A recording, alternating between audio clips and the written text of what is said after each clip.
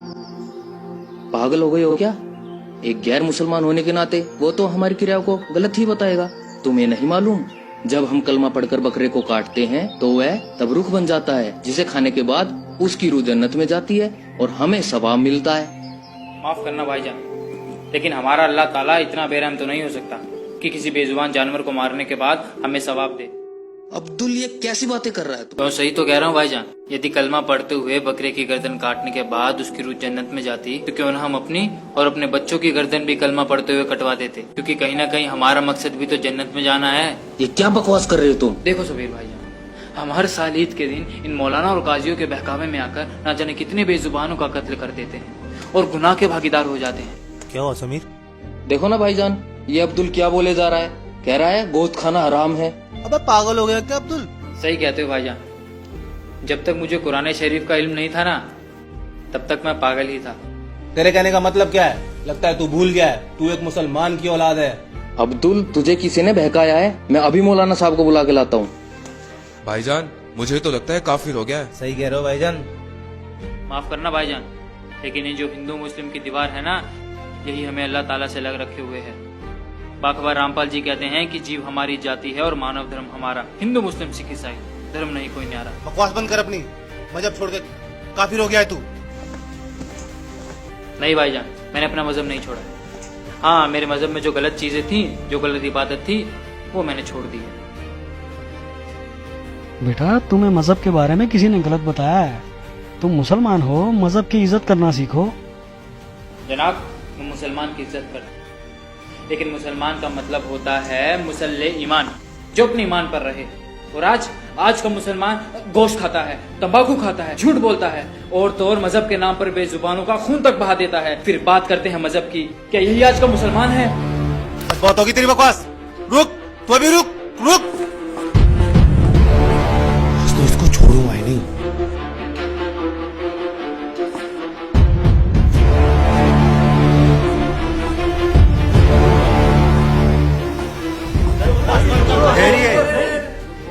मौलाना साहब, ये अस्सलाम वालेकुम। वालेकुम अस्सलाम। क्या हुआ बरखुरदार, आपकी क्या मसाद है? एक मुसलमान होते हुए भी आप अपने मजहब की रीतियों को गलत बता रहे हैं। पता है अपना मजहब कितना पाक है? मजहब तो सभी पाक है मौलवी साहब, बस इन मजहब के मानने वालों ने इसकी हमें गलत इल्म दी है, जिसे अब हम सबको मिलकर ठीक करना है। हम सब एक अल्लाह के बंदे हैं और अल्लाह को पाने का रास्ता भी एक ही है। इसलिए हिंदू हो या मुसलमान, सिख हो या ईसाई, सबके सब बाखबर रामपाल जी से जुड़कर अपनी पाक किताबों का इल्म लेकर सच्चे अल्लाह की इबादत कर रहे हैं। तो क्या तुमने अपने दिन को छोड़ दिया? नहीं मौलाना साहब, शायद आप गलत समझ रहे हैं। मैंने मुसलमान दीन को नहीं, बल्कि मुसलमान दीन में जो फैला हुआ अजाब है उसको छोड़ा है। मौलाना साहब, ये कहता है बेजुबानों का कत्ल क्यों करते हो और गोश्त खाना हराम है। अरे काफिर, यह अल्लाह का हुक्म है। नहीं मौलाना साहब, गोश्त खाना अल्लाह का हुक्म नहीं है, बल्कि चुप कर अब्दुल, बंद कर अपनी बकवास। नहीं भाईजान, अब बात शुरू हो गई है तो उसे क्लियर करना भी जरूरी है। मौलाना साहब, अल्लाह ताला ने 6 दिन में कायनात बनाई और 7वें दिन जाकर तख्त पर बैठ गए। मतलब कि अल्लाह ताला को जो हिसाब बनाना था उन्होंने वो 6 दिन में बनाया, 7वें दिन जाकर तख्त पर बैठ गए। मतलब कि उसके बाद के जितने भी हुक्म है वो अल्लाह ताला के नहीं है, बल्कि वो शैतान के हुक्म है। और दूसरी तरफ हम मोहम्मद साहिब जी और उनकी उस टाइम की 1,80,000 अंबियाओं को देख सकते हैं। ना तो उन्होंने कभी मांस छुआ है और ना ही उन्होंने किसी को कहा है तुम मांस खाओ। लेकिन कुरान में कुर्बानी का जिक्र है। वही तो मैं बताना चाह रहा हूँ मौलाना साहब, वो जो बात के हुक्म है वो अल्लाह ताला के नहीं है, बल्कि शैतान के हैं। क्योंकि कुरान से पहले 3 आसमानी किताबें और उतरी थी, जंबूर, तौरात और इंजिल। उनमें कहीं भी गोश्त खाने का जिक्र नहीं है। आप बेशक मुझे मार देना, लेकिन मेरी बात पर गौर फरमाना। जैसे हमें हमारे मजहब के ठेकेदार आज तक बताते आए हैं कि अल्लाह बेचून है, निराकार है, लेकिन हमारे कलाम पाक में लिखा है कि उस अल्लाह ताला ने 6 दिन में पूरी कायनात बनाई और 7वें दिन जाकर तख्त पर जा विराजे। इसका मतलब क्या है? इसका मतलब साफ ये है कि अल्लाह ताला का आकार है, वो किसी आकार में है, जभी तो जाके तख्त पे विराजेंगे। विचार करो मौलवी साहब, विचार करो। जी, वो अल्लाह ताला कबीर है। सूरत फुरकान 25 आयत नंबर 52 से 59 में देखना आप। जिसकी जानकारी किसी बाखबर से पूछो, और इस समय बाखबर सिर्फ रामपाल जी महाराज हैं। जो अपने कलाम पाक से इबादत बताते हैं और सच्चे अल्लाह की इबादत करवाते हैं। आप सब मेरे पे बेशक गुस्सा हो जाइए, लेकिन आप सबको पता है रामपाल जी महाराज से जुड़ने से पहले मेरी क्या हालत थी और आज मैं कहाँ हूँ। जब तक मेरे सवाब का दौर चला मुझे सुख हुआ, जिससे मुझे लगा मैं जो भी इबादत कर रहा हूँ वो बिल्कुल ठीक है। लेकिन जैसे ही मेरे गुनाहों का दौर शुरू हुआ तो मानो मेरे ऊपर दुखों का पहाड़ टूट पड़ा हो, और उसको खत्म करने के लिए जिसने जो भी बताया मैंने वैसा ही किया। किसी ने कहा तुम जुम्मे की नमाज करो, किसी ने फजर की नमाज करने को कहा, तो किसी ने तहज्जुद की नमाज करने को कहा। फायदा कुछ भी नहीं हुआ। इसके अलावा भी अल्लाह की तलाश मैंने ना जाने कहाँ नहीं की। कभी मोहिद्दीन चिश्ती की दरगाह, तो कभी अलीगढ़ की दरगाह, तो कभी महरौली की दरगाह तक फिरा। 40 दिन के जमात तक निकाले, लेकिन कोई फायदा नहीं हुआ, क्योंकि मजहब के ठेकेदारों ने जो हमें इबादत बताई थी वो सारी गलत थी। लेकिन आज समाज पढ़ा लिखा है, अब उनकी दाल नहीं गलती। अब वो समय आ गया है जब सबके सब बाखबर रामपाल जी महाराज से नाम उपदेश लेंगे और सच्चे अल्लाह की इबादत करेंगे। खुदा हाफिज।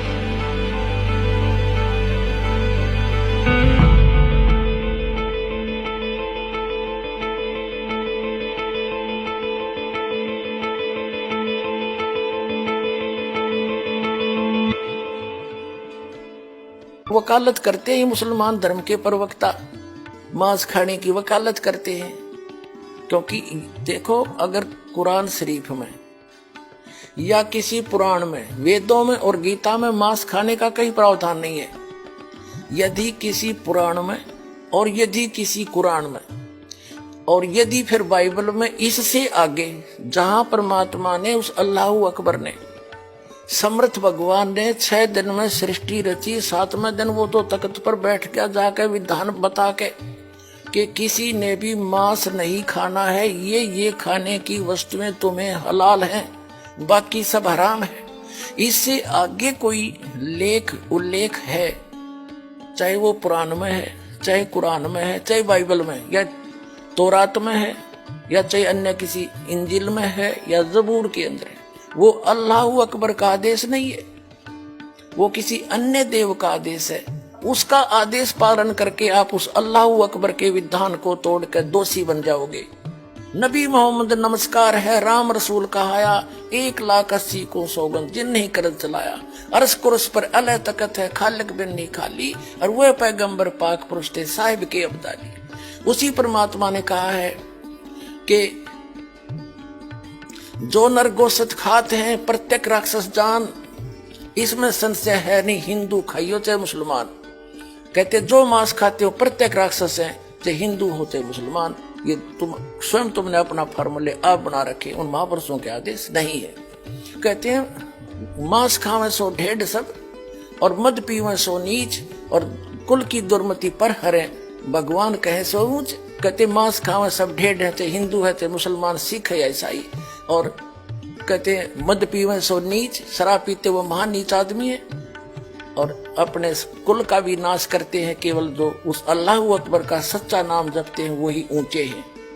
समझदार को संकेत बहुत होता। अब आप जी को दिखाया है परमात्मा नर आकार है, 6 शरीर है, 6 दिन में सृष्टि रची, और परमात्मा ने 6ठे दिन मनुष्य को अपने जैसा, अपने अनुरूप, अपने शरीर जैसा, अपनी सूरत जैसा उत्पन्न किया, नर और नारी करके उनकी उत्पत्ति की और उनको खाने के लिए आदेश दे दिया।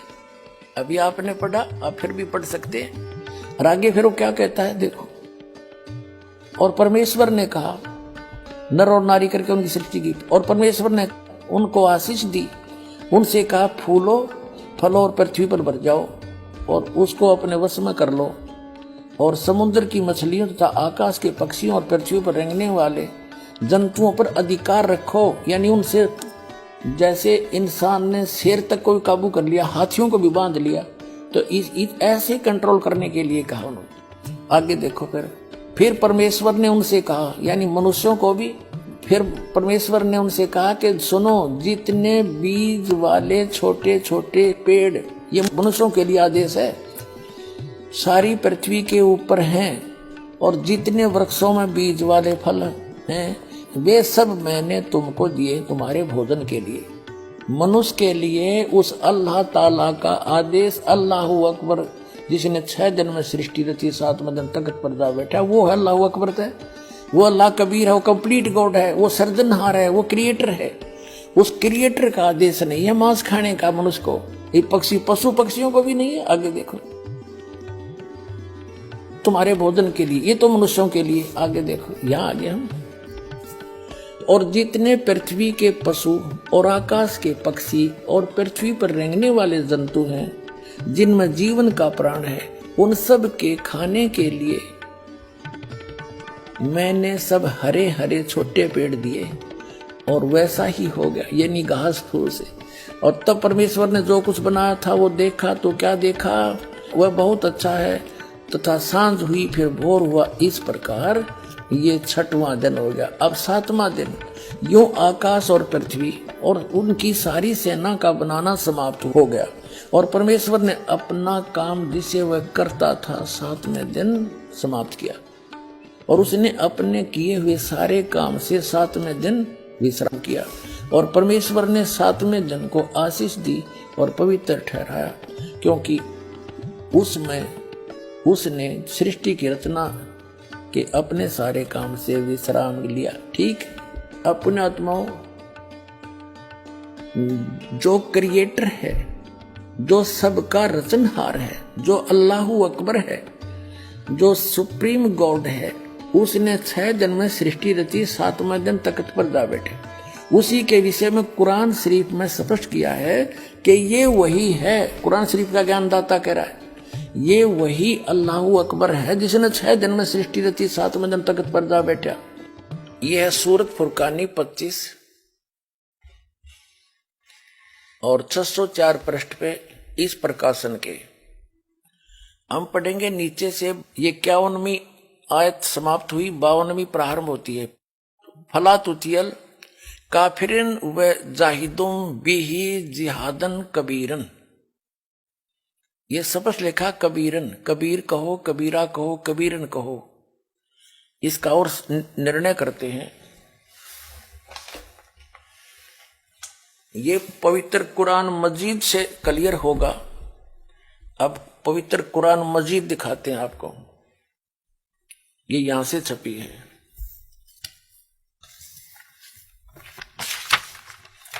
ये भी पहले भी दिखाई थी आपको, ये वही है।